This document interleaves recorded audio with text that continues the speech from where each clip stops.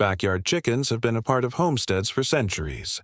From colonial times to today's suburban neighborhoods, chicken coops have provided families with fresh eggs, pest control, and a sense of self-reliance. When planning your coop, the key is space and comfort. Each chicken needs about 3 to 4 square feet inside the coop and 8 to 10 square feet in the outdoor run.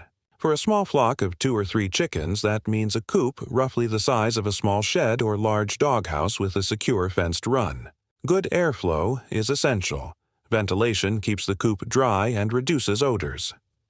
Nesting boxes should be cozy and private, while perches give your birds a place to roost at night.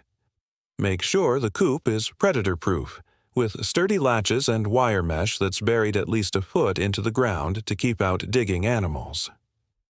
Consider adding features, like a slanted roof to shed rain, easy access doors for cleaning, and even a window for natural light. These small design touches go a long way in keeping your flock healthy and productive. Whether you build your own coop from scrap lumber or buy a pre-made kit, the most important thing is creating a safe, comfortable space. With just a few chickens, you'll enjoy fresh eggs, fertilizer for your garden, and the joy of raising happy birds right at home.